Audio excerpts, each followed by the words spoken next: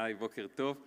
I'm going to switch to English because we are doing an international panel here today with speakers from Israel, the Palestinian Authority, Cyprus, and Slovenia.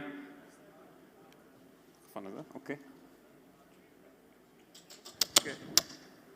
I'll stick to this microphone עד שיביאו לי אחד אחר אולי.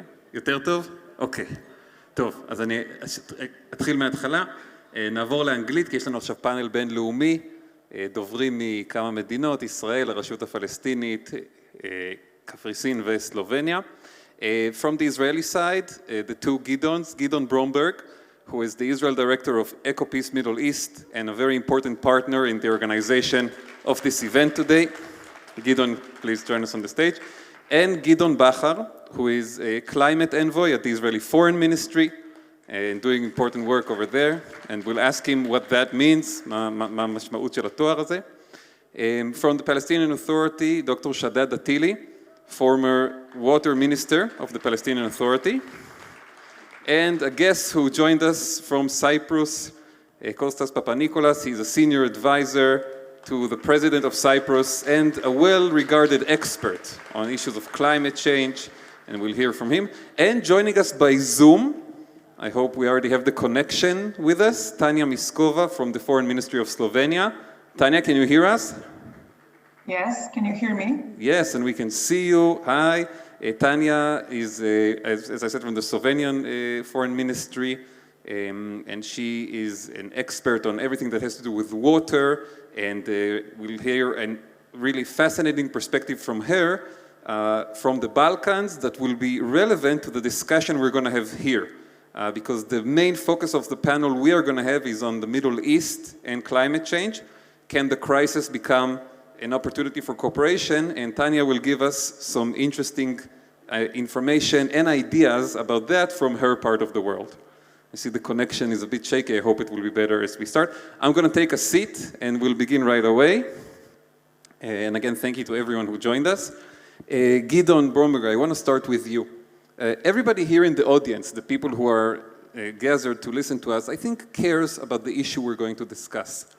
But there may be people watching us or who will read later about this panel and what all the great experts we have here will have to say, who are not as interested, not as committed to the issue. Maybe in 2 minutes, first of all, try to make a convincing argument for that person, why they should care if they live in Israel or in the Palestinian territories or in Cyprus or in the Balkans, why they should care about the issues we're going to discuss today. So thank you, Amir, for firstly for Haaretz for organizing the conference, but for the very important question. The climate crisis doesn't hit one country. Of course, it's a global issue, but first and foremost, it hits a region in a particular way. And therefore, every one of us here in the room need to be worried about not only how Israel might lead climate mitigation and adaptation measures, but we must worry how Palestine will do that, how Cyprus will do that, how Jordan, how all of the countries of the Eastern Mediterranean and Middle East can work together. So often the climate crisis is seen as a threat multiplier. You know, we're told that water wars will break out, that the dramatic decrease in precipitation, I think we'll hear a lot of that data from our Cypriot Professor Papanicos, but it's equally, the climate crisis is an opportunity to advance cooperation, not as a matter of favor, but as a matter of necessity. And at EcoPeace, we have launched a report just over a year ago, really inspired by the European effort of the European Green Deal and President Biden's leadership in the United States for a green-blue deal for the Middle East.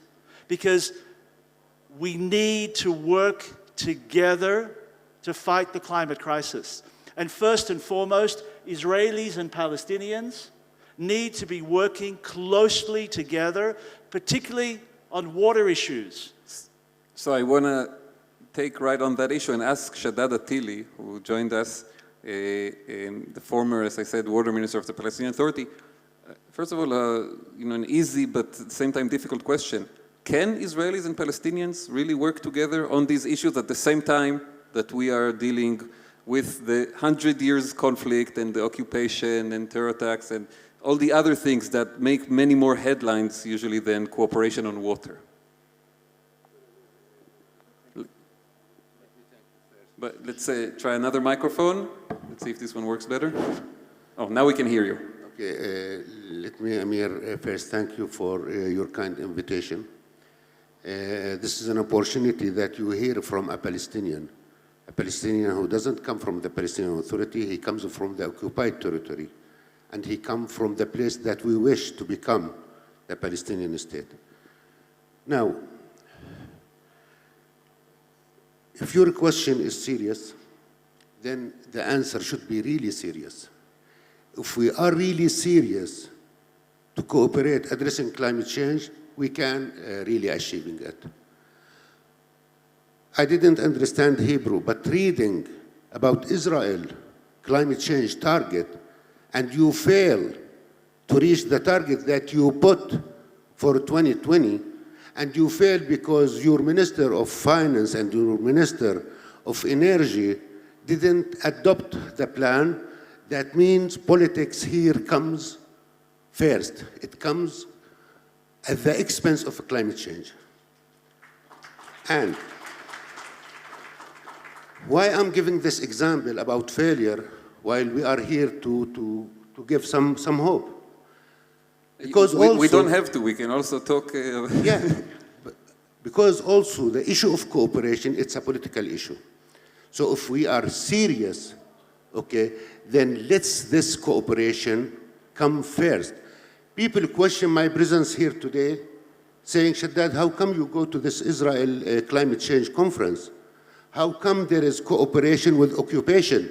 And here's the challenge that we are taking.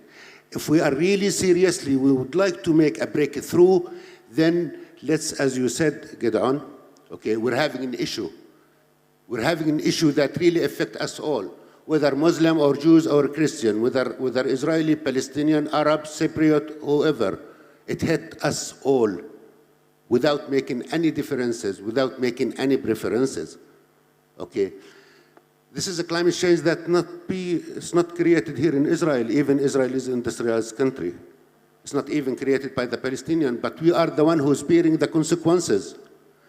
And here, okay, while you're talking about targets, whether for the SDGs or for the climate change, we are also talking about targets.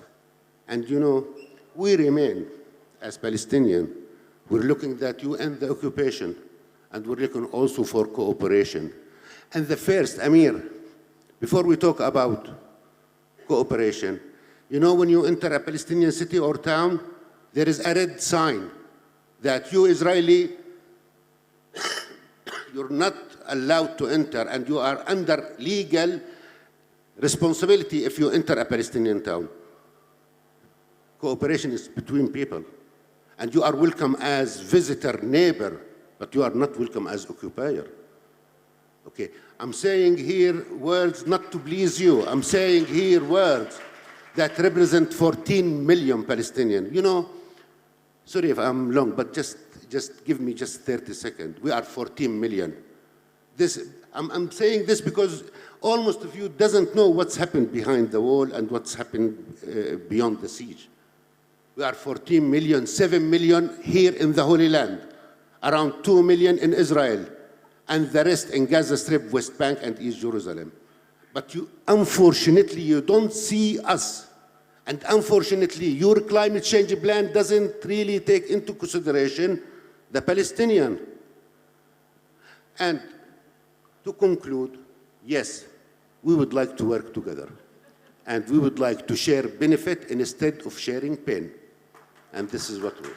Okay, so a lot to unpack here, and we'll hear soon also from Kostas and Gidon Bachar. I do want to try to turn to Tanya now and ask, you know, after we heard an Israeli and a Palestinian perspective, to take a look back a bit. You know, when we spoke ahead of this panel, I asked you, what perspective can you, as an expert and a diplomat coming from a different part, not so far, but still a little bit different part of the world, the crowd here and the speakers at the panel, and what I heard from you about the history of diplomacy around water in the Balkans after the war, I thought was very interesting and could be also relevant to the crowd. I would like to give you an opportunity to share a bit of that as well.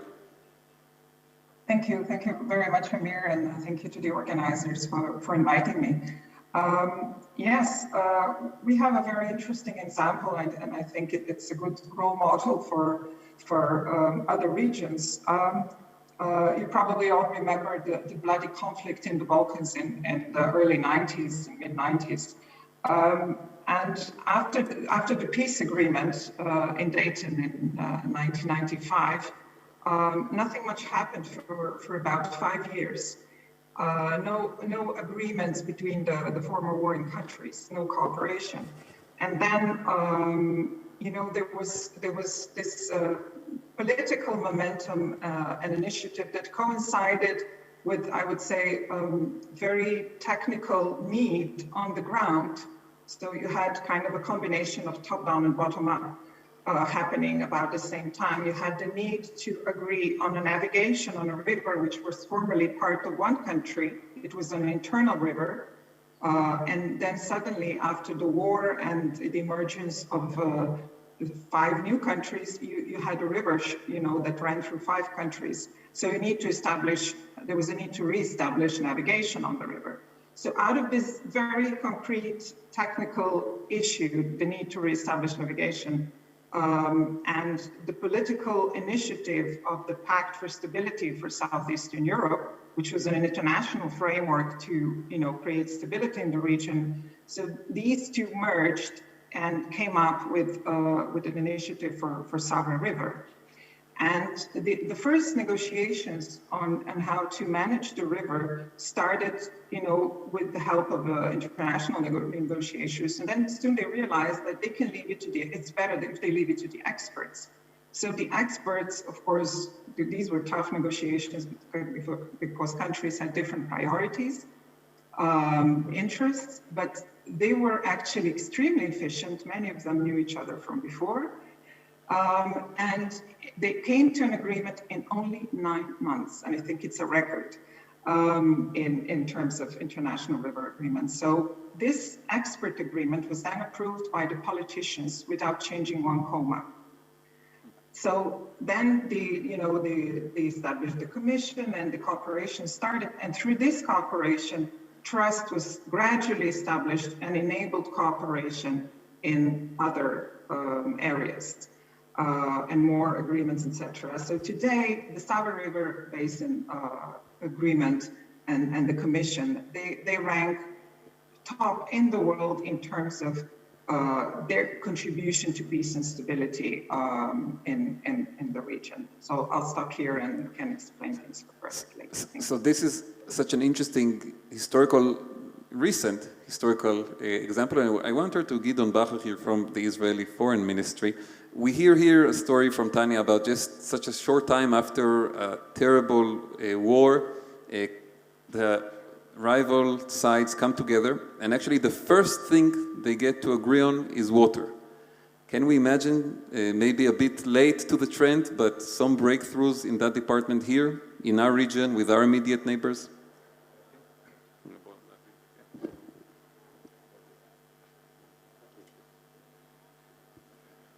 I think that there is no other choice but to cooperate on all of these issues, including water. Water is something that we all need, which is becoming a commodity which is less and less evident for us in the region. And this is one of the things that we have to do.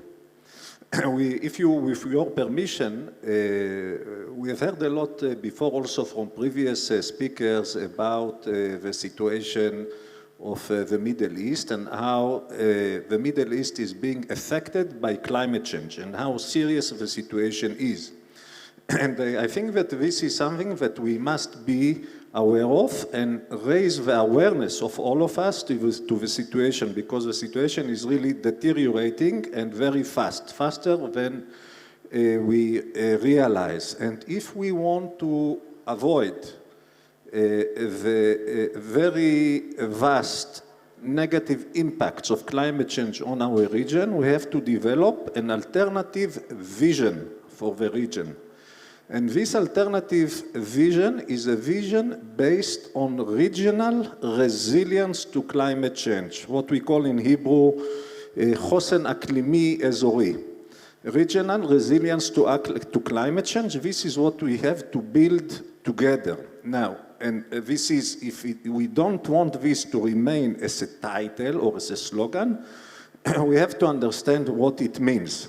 And it means that there are, at least in my opinion, 5 areas of priority where regionally we should concentrate our efforts, okay? One of them, as you have mentioned before, is water. Water in all its aspects, water for agriculture, drinking, etc. The second one is agriculture. Agriculture is being affected drastically in the region, and there must be also resilience in this field of agriculture.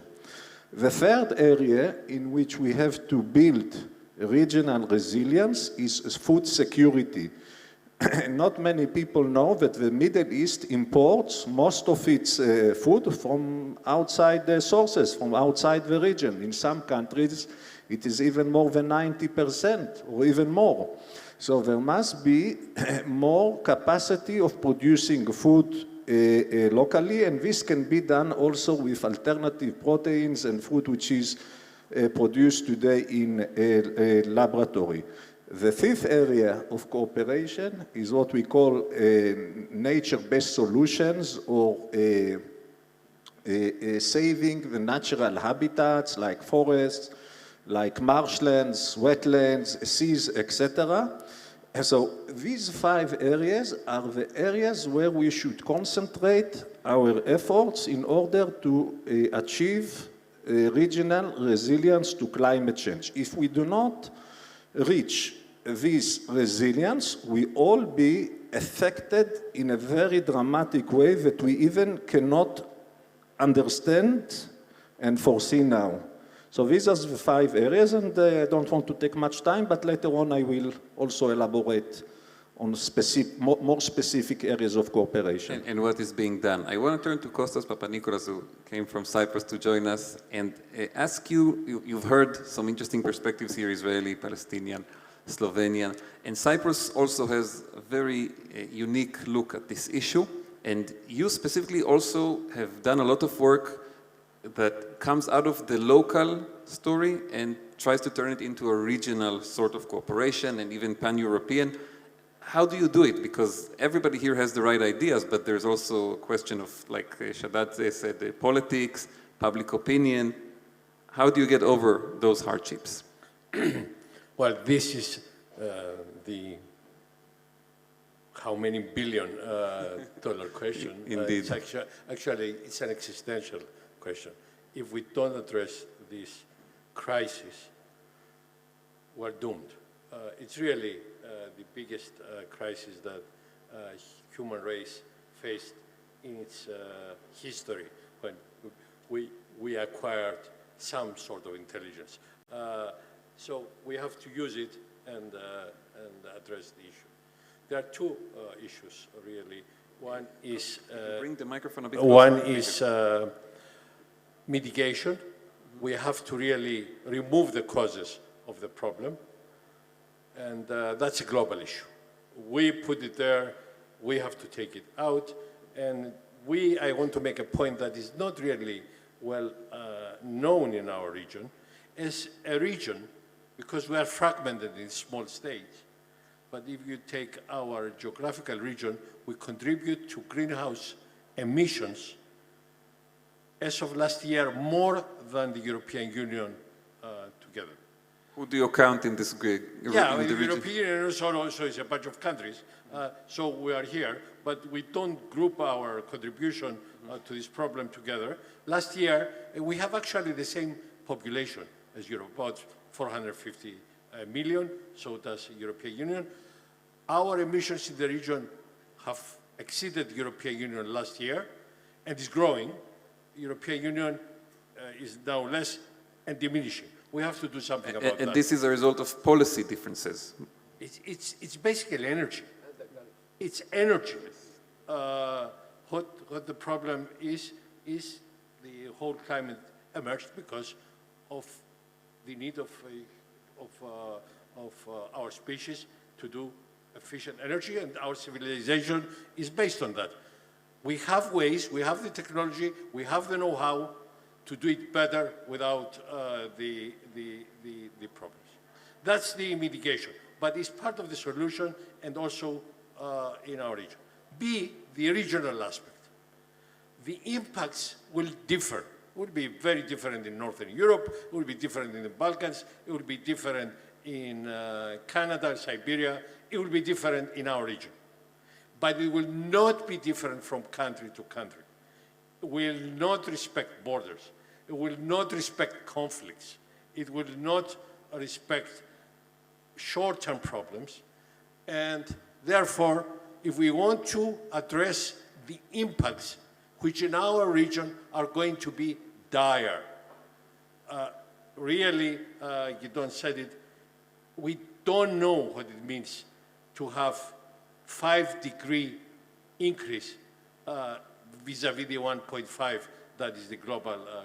Our scientific projections is that if we do nothing, the region will reach this 5-degree mark, the business as usual scenario, and rainfall will diminish by 30 to 40%.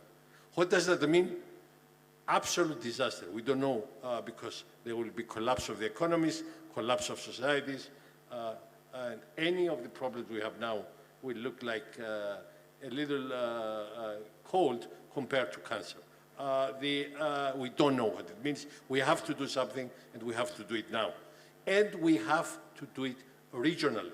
It's far cheaper, it's more effective, it's faster, we have the solutions, and can be done.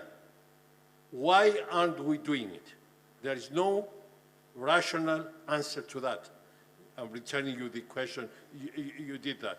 As a scientist, I can tell you we do have the solutions, and they have to be mostly regional for all the good and obvious reasons. Nobody can solve this on their own. Well, we can try. It will be far more expensive, slower, will fall behind also in developing green economies, because addressing climate change should not be viewed as a hindrance. It's an opportunity. And we can do this together, which in a way, by looking forward, will leapfrog the problems we have. We have a big problem in Cyprus. We're a divided country. I mean, the region is full of problems. But this cannot, should not stop us there. And actually addressing climate change will ameliorate these conflicts, and possibly by addressing the bigger problem will make the smaller problem easier to solve. So I want to give our speakers in the time that we have left an opportunity to present one idea or initiative that corresponds with what the professor just said, the need for regional cooperation and action. We heard already from Tanya about the historical example, and maybe we'll hear a more recent one. I want to start with you, Shaddad, and an idea that I heard from you when we spoke on the phone, the Palestinian Green Deal. Yes, Amir. Actually, just 2 days ago, we appointed advisor to Prime Minister, which is the counterpart of my friend Gidon Bahar, for climate change. Such appointment in the social media, people really mocking and making fun out of such appointment because we are going through financial crisis, and they said, why such post exist? And I did intervene also in the media to explain how much importance this climate change. And such importance, it brought me here today. You know, the Saudis really smart. When they realized with the Europe going toward green and zero carbon by 2030, they knew that no one will knock on their door in the Gulf country who's really marketing the fossil fuel. And they announced the Saudis initiative and my good friend Papanicos, the Middle East Green Deal. that we all, whether as a state or as a region, has to be part of this collective initiative that our region has to go green. Because as you said, we're already suffering from conflict. We are suffering from a shortage of resources. And we are really bearing the consequences. Last summer was the hottest summer in the region. It touched you as much as it touched us. It didn't differentiate. It didn't differentiate between two people who's living along the two sides of the wall. Okay, I keep just bringing this wall because we do have a lot of problem.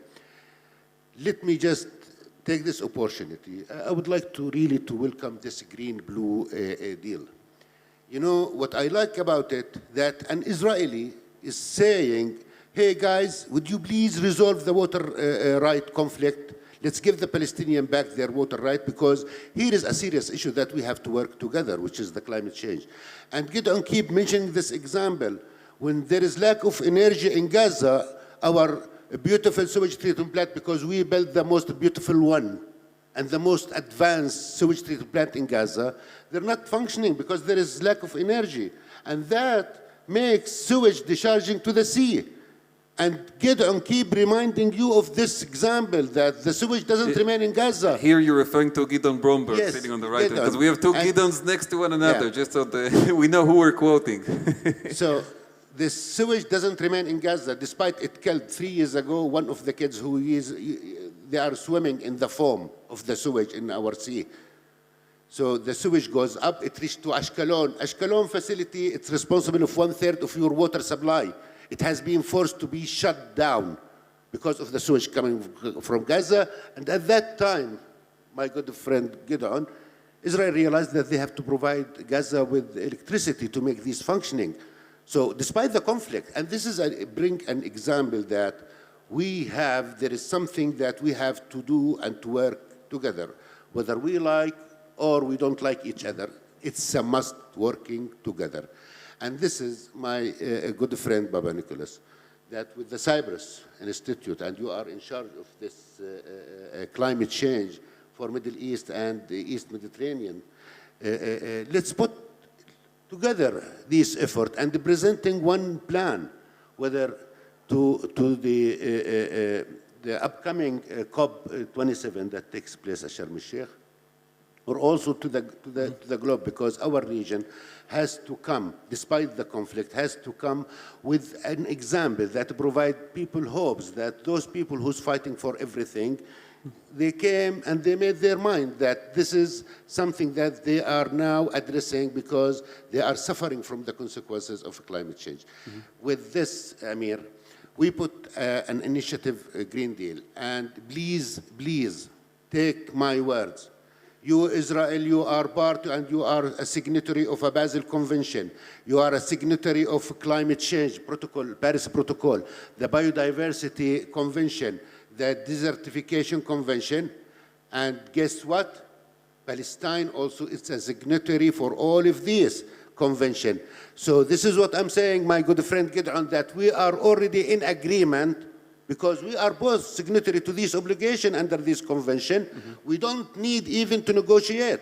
We just, Amir, bring something, this obligation under this convention, put it and have Palestine, Israel signing on it because they already committed.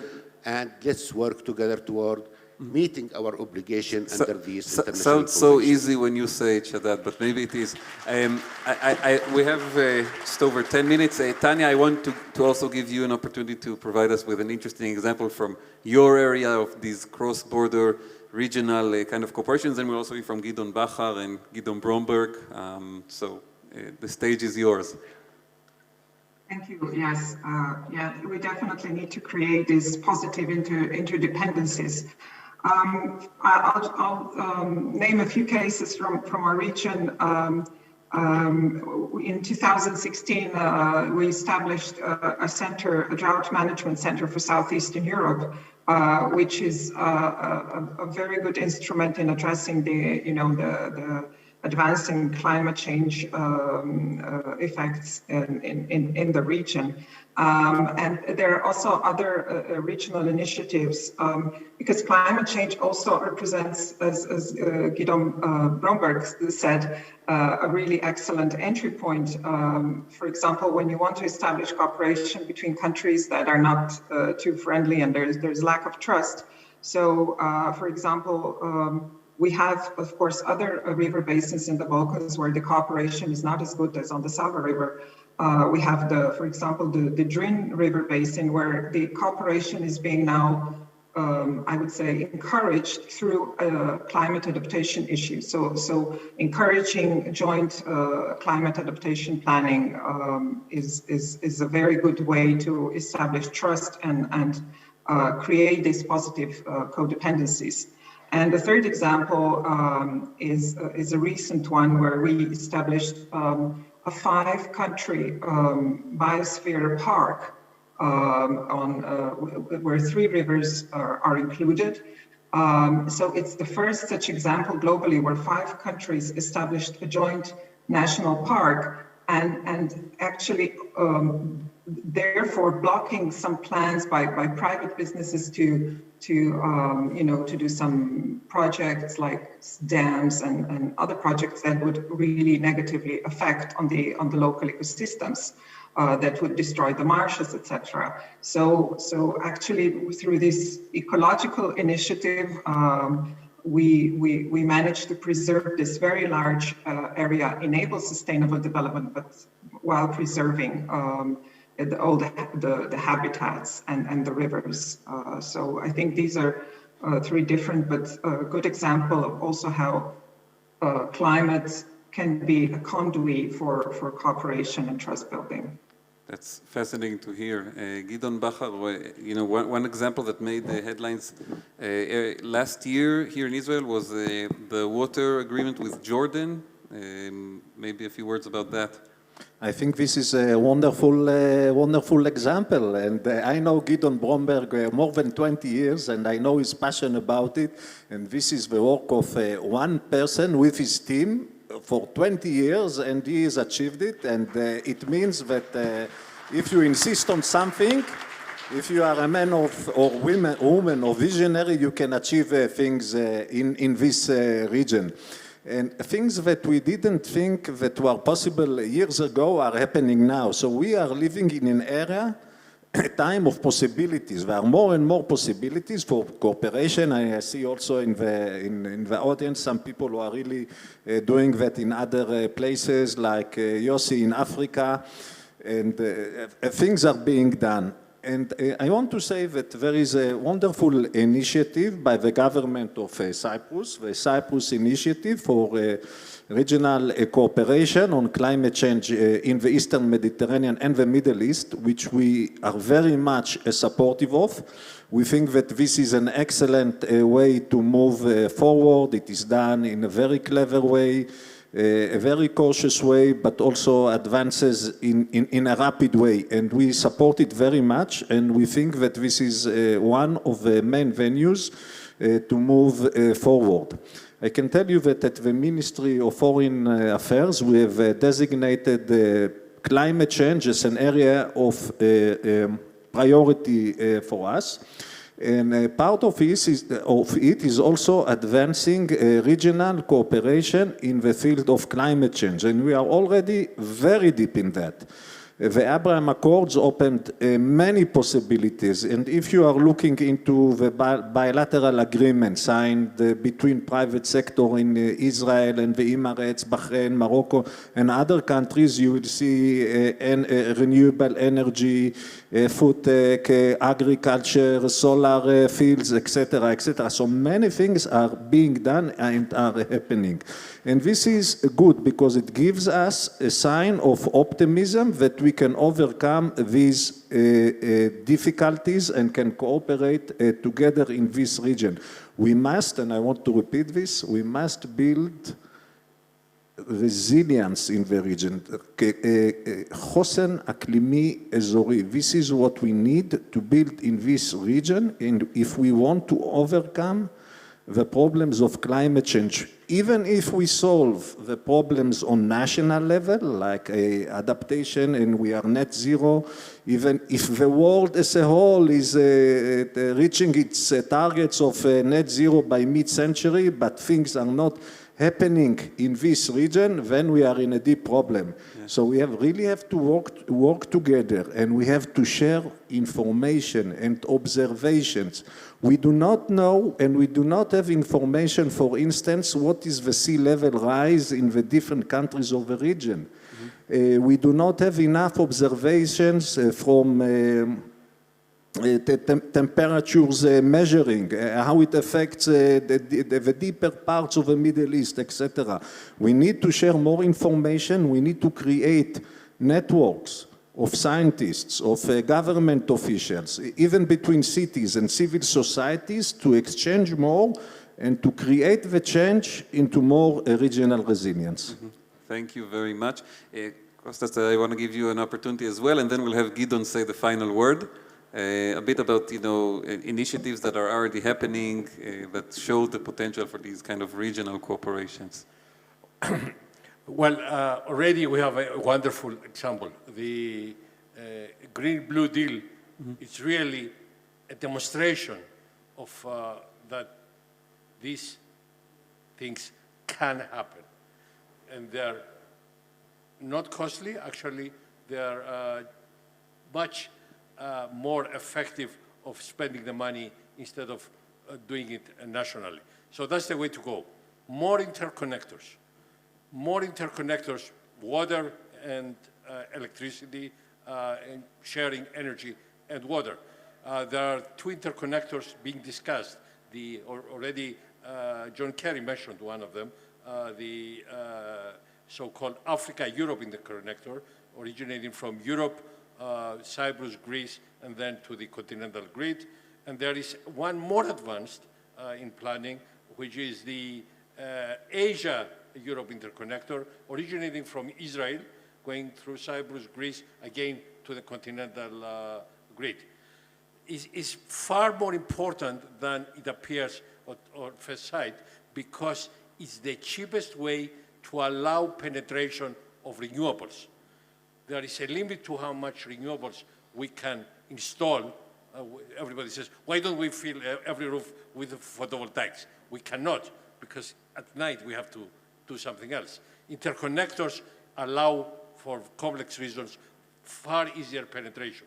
So we have, the solution, more interconnections, and we have a proof of principle. The brilliant Green-Blue Deal, really fascinating. Second, already was mentioned, he stole by, I was thinking what to say, but the other Gideon stole, and I'll emphasize it. The Cyprus led or coordinated regional initiative started from scientists, actually. It's scientists that really asked that, you governments do something about it. And in the last 2 years, we had 240 scientists from all the countries of the world working in 13 task forces. Basically, every topic you can think, because it touches, climate crisis touches every topic, working together. Palestinians with Israelis, Cypriots with Turks. Everybody was sitting on the same table, in the same occasional meetings, most of them unfortunately by Zoom these days, to work and identify areas of cooperation, how to measure and monitor better and model better the solutions so they become more effective. And it happened in the last 2 years. No problem, no nationality barriers whatsoever. It can be done, and I can on and on and on. It's limitless what we can do, and it's amazing that the solutions do exist. I insist they're technologically proven, they're affordable, and is the vehicle to transform our economies to the future. Kerry said it. Why is it not moving so fast? They are entrenched There are entrenched interests that don't want it to move. Let's face it. It's our also, and especially I want to congratulate Haaretz in this, the media, I keep saying that, the media have to play a leading role to get the message to our people. Yes. Without their support, without the media doing that, the politicians will not move as fast. Thank you. Thank you for those words. I do want to mention before we let Gidon conclude the discussion that if we're talking about regional cooperation in different countries, we do have here in the crowd ambassadors, at least that I am aware of, from 3 countries, from Finland, the Netherlands, and Belgium, and also diplomats from what I understood, 25 different embassies here in Israel. So thank you all for attending and joining. And Gidon, I want to give you a chance to conclude the discussion. And when we talk about cooperations between different countries and peoples and even rivals today or in the past, EcoPeace is an organization that has done a lot of work on that front, and you specifically here in Israel.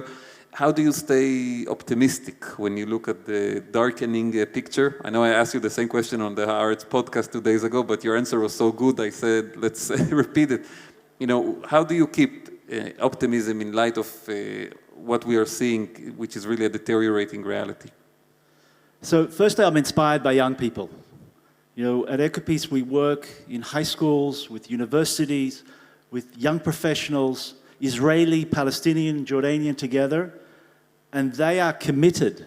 They see the climate crisis issue as an issue of their survival, and they're willing to take leadership and call out together. EcoPeace is a unique organization. It's here in Israel. Nada Majdalani, our Palestinian director, and our Palestinian team out of Ramallah. Yana Abu Taleb, our Jordanian director, and our Jordanian team out of our office in Amman. I want to put a challenge on the table. I want to put a challenge of what we can achieve by COP in Sharm. Now, I'm optimistic because we've seen an agreement reached on the water energy exchange. It started with Israel, Jordan. The Palestinians must come on board. We need to see that happen. But now we're going to see desalinated water moving from the Mediterranean to the Sea of Galilee. We have the opportunity. We can decide either that water will be supplied by pipe, or we can rehabilitate the River Jordan. The example of Slovenia, the example of the Balkans, we can repeat it by focusing on the Jordan River basin. We killed the Jordan. The Jordan is a sewage canal. Half the world see this river as holy. Well, the climate crisis is the opportunity to bring back 50% of the biodiversity lost, to bring water to Israelis, Palestinians, and Jordanians together. We call on our governments to sign an MOU and announce it publicly in Sharm. Okay, in Sharm, inshallah. Gidon Bomberg, Gidon Bachar, Shadad Atili, Kostas Papanicos, and Tanya Miskova, thank you all for this great panel. A lot of interesting information. We all got smarter thanks to you. And now we really have to finish. So again, thank you very much. Toda rabah. Thank you.